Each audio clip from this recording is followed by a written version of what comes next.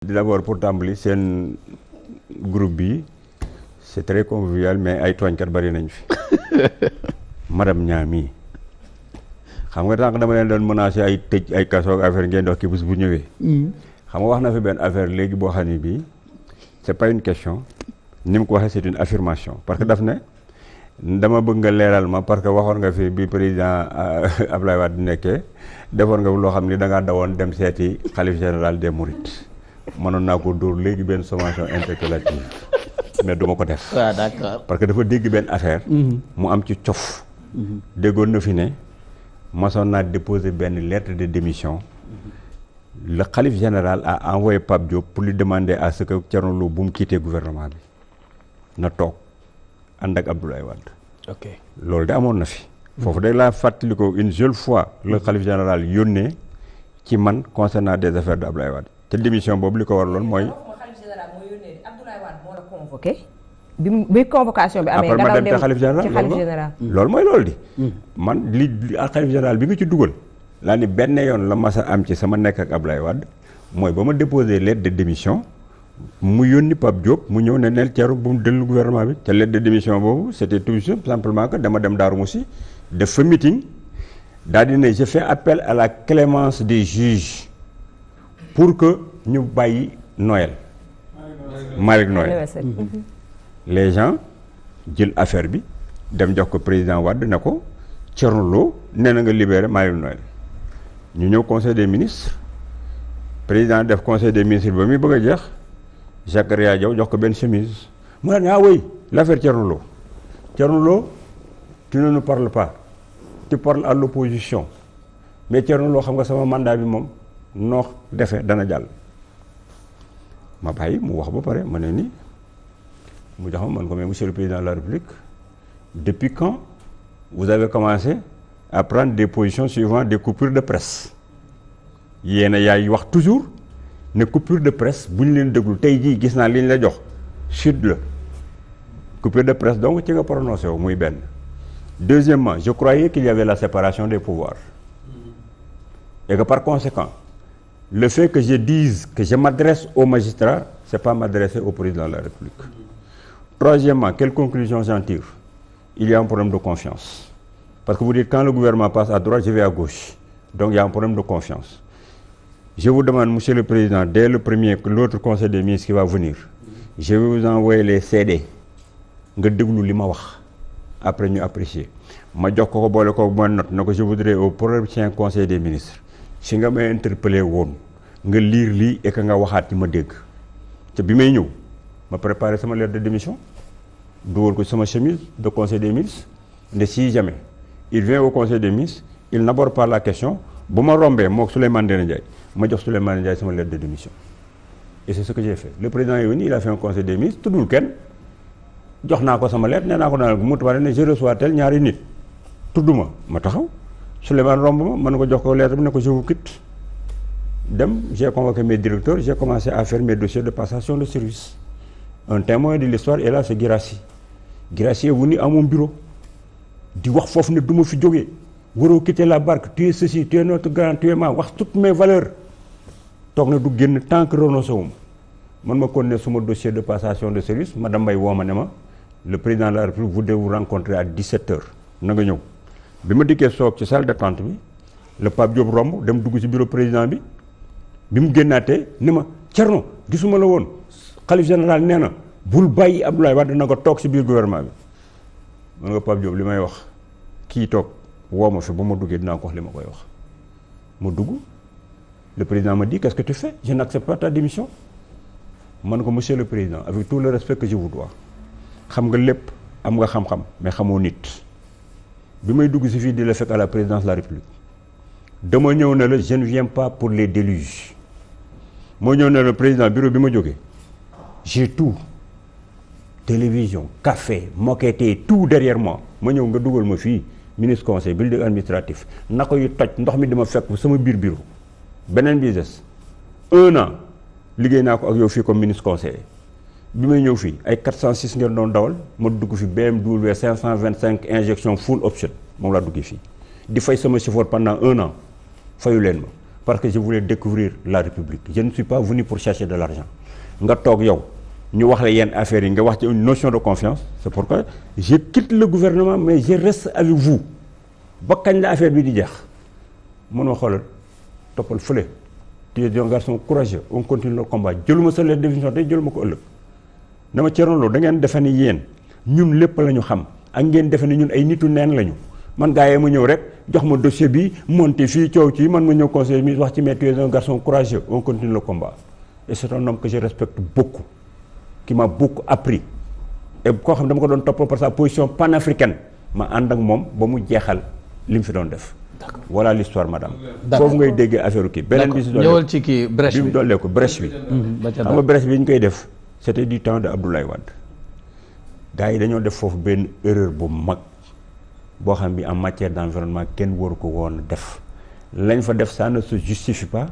c'est pas conforme aux normes environnementales et c'est une catastrophe pour les populations de Saint-Louis. Je me suis opposé à ce problème de la brèche je me suis battu pour cette histoire-là te du yoon ñu bàyyi ko foofu ca fajuñu ko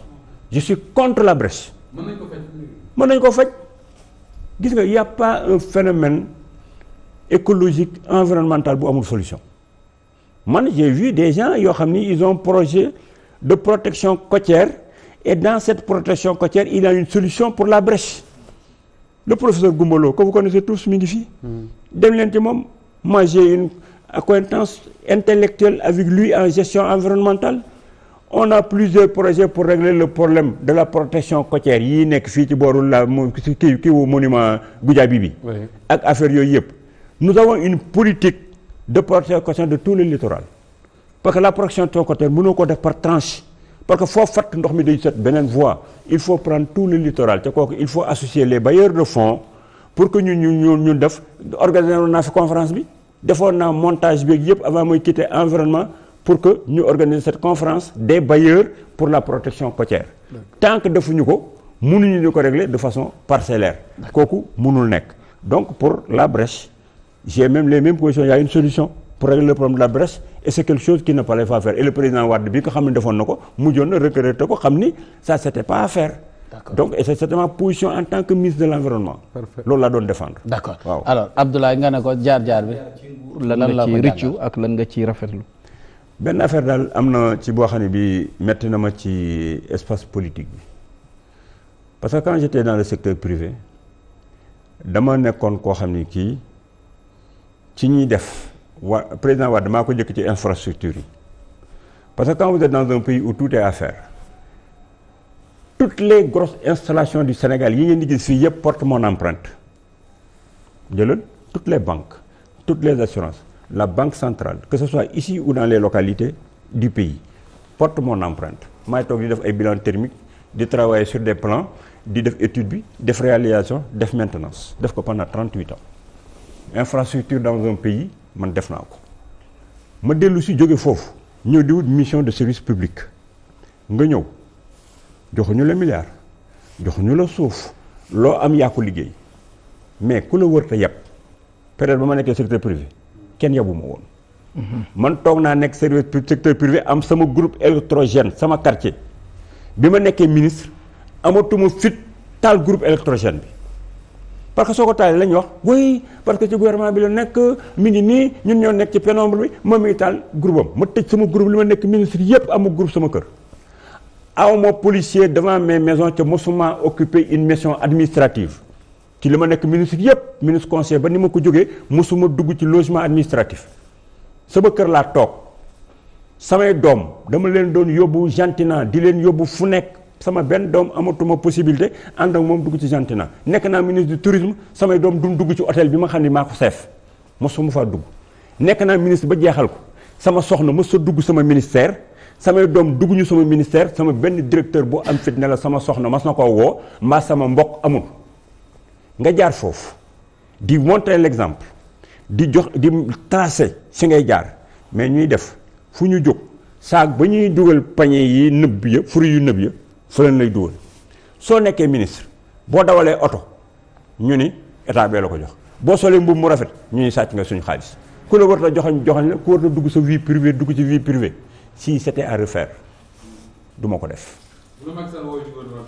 waaye dama lay expliquer man kooku sax da nga ma tax a wax loo xam ne lii su ma waaye sama militants yi seen bopp da leen di naqari tous les jours ca am na ci ñoo xam ne dañuy perdre sax espoir. J'ai un parti politique où il y a des cadres émérites et des jeunes qui sont diplômés qui croient en ce pays man Thierno Lo bu ma taxawee wax ne bëgguma nekk ministre mais booy yi dañuy gis seen bopp quoi di wax waaw xoolal ñoo ngi nekk ak moom ku amul ambition ku bëggul dara mais sëñ bi man damaa def ministre conseil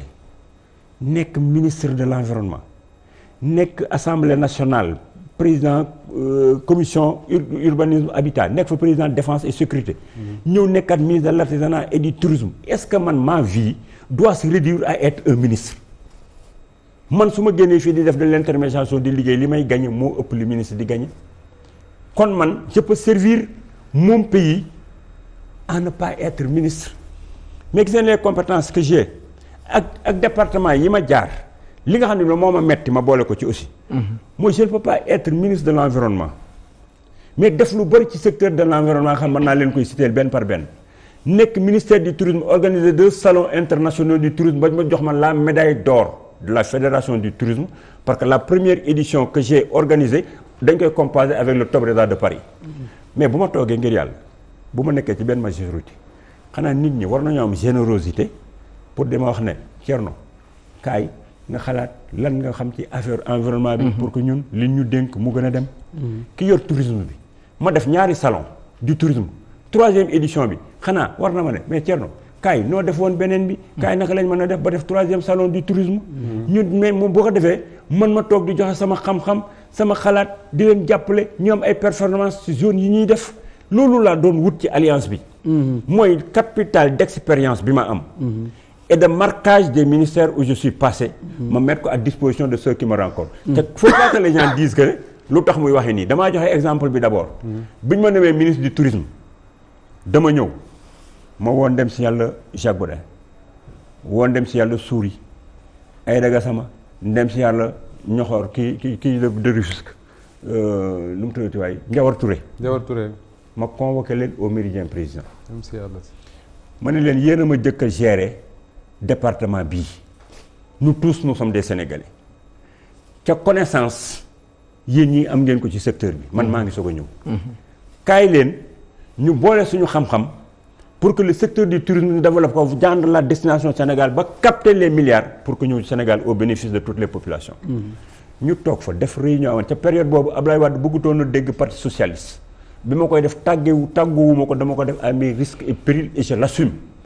ma def ko ba pare El Hadj Malick Souris dem si yàlla ne Jacques Baudin yow yaay porte-parole de l'ordre du jour mu ni aujourd'hui ce qui s'est passé au Sénégal n'existe pas dans les livres de Guinness et c'est vu nulle part dans le monde Thierno Lo li mu def amul fenn ci Sénégal ñi la jiitu woon nga jël leen ñoom ñëpp ne leen kaay leen ñu ànd pour gérer le secteur comment confier parce que nous sommes tous des Sénégalais il faut le sublimer te ba ma fa jógee xam-xam ya ma Tidiane si la doon jox xam-xam ya ma Souris doon jox ñoo ma permettre ma organiser les 2 salons internationaux du tourisme yi ma def mais pourtant personne ne le dit personne ne le chante soo dikkee ñu dugal la ci ñi nga xam ne dañuy détourner ku la war a yab la pourquoi on ne met pas en relief les performances que nous avons accomplies au bénéfice de la République d'accord ñu dem duñ ko def d'accord ñu dem ci beneen loolu naqadi na ma comme ñi ma yab yëpp ci politique lan ma yabee ba ma nekkee secteur privé li ma nekkoon li ma defal nag ba ma nekkee li ma ñi la bëgg tamit ci politique mais boo defee kii bi rek boo defee balance rek ñi la bëgg ñoo gën a bëri ñi ma gën a bëgg du ci politique lañ ma bëgg dañoo dollee ko mais ñi ma gën a bëgg mooy ba ma nekkee ci secteur privé bi d'accord employé yi ma yoroon monsieur le ministre dama leen wutal question bi ñëw ñuy fanaan dama leen wutal kër monsieur le ministre nit ñi respectement ba ma nekkee secteur privé waaw kenn yabu ma monsieur le ministre demal ci question be ñu tëjee question Issa mu jeex bale ci affaire noo gisee kii combat bi ci góor jigéen ñi waaw ma attends man wax dëgg yàlla nag am na lu ma fàtte yéen fi wane fii Alioune Tine muy wax naan il y a un consensus sur le mandat j'ai dit c'est faux il y a pas de consensus. amul consensus. waaw loolu mënuñu ko commenter parce que à la une voilà wax dëgg yàlla mënuñu ko commenter. il y a un consensus sur la question du 3e mandat da ko bind fii mu leer nañ ma ne la c'est faux. d'accord waaw tontu kii waaw d'accord. loolu du neex les gars qui sont contre le 3e mandat mais je l'ai dit. waaw léegi doo tontu ma si affaire góor jigéen ñi. li Alioune Tine wax da lay arrangé. yow sama criminalisation. waaye mais xoolal mais vraiment gis nga question bi moom la ñu posé sëriñ si ba ñu signé gis nga criminalisation képp koo xam ne jullit nga jullit ñu tegal la fii ne la xoolal ñaari góor yuy sëy ñaari jigéen yuy sëy ak kuy adopté ñaari góor yu ànd di adopté góor te alxuraanul karim tere loolu ku nekk da nga signé mais li nga xam ne bi la mooy li ñu opposé ñuy wax mooy groupe sénégalais bu am droit revendiquer quelque chose amuñu validité amuñu légitimité ils ont tout simplement un droit de porter un projet ma gis loolu ne comme ñi ngi jël ay imam yoo xam ne ñii ñoom porté wuñu projet bi nanu jël ñi ko porté ñu ñëw waxtaan ak président de la république soit juboo mooy mën a am ou bien juboo amul nga dem continuer nekk ci la nga nekkoon mais réew dafa am ku ñu ko dénk réew ay institution mënoo fee porter un projet de cette nature ki jiite réew mi ne la kaay ñu waxtaan nga naan ay comité scientifique lay dégloo dinaa leen revenir ñëwoo ba pare bañ ko wax nañ wax di dëgg borom réew mi bu la wooyee nga ne ko nañ ko def duñ ko xumtoo mun la indil nit ñi ngi indi ñëpp nga ne ko retransmettre mun la bu du ma retransmettre journaliste dana ñëw boo pare la nga waxtaanee kay yaa koy wax booy dem yaa naan woo nan ma tel jour dinaa dem danaa ànd ak diw. mais ensemble ju koy sa nga ñëkk ñu def ko nee na ma association la. te ñooñu am na ko ñëwal. d'accord bu fekkee ñooñu d'accord aussi. Mass amul relance amul relance tontu Issa mooy dernier tontu bi ñu. loolu boobu bi sax laa ko bëgg a boole waale. waaw regret yi parce que dafa am regret boo xam ne aussi lu ko marqué la muy Modou Diop boobu la nga xam ne. dañ ko agressé woon mu ñaax ba xanam si ay anam yoo xam ne wàllum élection la woon nga doon wax ci ay interview que ne aussi bokk na ci yi nga xam ne da nga koy regretter ci sa ay passage yi nga xam ne wàllum politique la. xam nga tu m'as vu xam nga man lu ma def dem cohérence dem suite mais malheureusement soit les gens ne vous suivent pas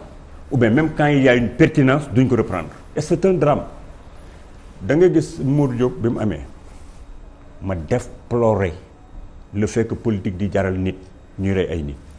ma jóge fa di lutter contre la violence nga gis ma mes contributions yi may def sur Facebook et partout sur les réseaux di lutter contre la violence yamuma ci loolu de j'ai organisé sama xaalisu bopp forum à l'Harmattan Gris Bordeaux moo jiite l'association des lutteurs ma woo ko maître Dame Seck c'est un budoka ma woo tous les maîtres ñi nga xam ne bi ñoo porté les arts martiaux au Sénégal woo les agences de sécurité woo jeunes yi dugal leen Harmattan fay sama xaalis ñu toog pour que ñu def un discours contre la violence mbër yi wax agence de sécurité yi wax ñëpp wax ma invité la police ñoom ñoo ñëwul pour que ñu ñëw discuter sur les phénomènes de violence parce que la violence se passe entre ces acteurs ma woo leen fay sama xaalis pour ñu discuter pour jàmm am ci réew mi ma bind ko pour jàmm am ma jëlaat samay jeunes 350 jeunes samay jeunes yëpp laa dajale étudiants yeeg yëpp ñu def défilé les vidéos loo sang la su ngeen bëggee mu yoroon da nga ko war a indi sax ngeen di ko teg fii ñun ñu di ko gis ma défilé ak ñoom ci biir ville bi contre la violence ñu sol seen casquette alliance pour la paix et le développement sol seen t-shirt presse bépp nga foon ñu wër fépp ñuy romb nit ñi kenn yuuxuwuñu dañ naan xale Thierno Lo yaa nga ne le ñooy défilé ma def ko fii def ko Daaru Musi di ko prôné di def appel à la non violence di ko wax tout le temps kon man maa ngi joué sama rôle bi ma war a joué ci biir réew mi parce que jàmm ci la lépp xaj te bu xesee ba tàkk kenn xamul fu muy yem te aucun pays ne s'est développé dans le désordre et la violence d'accord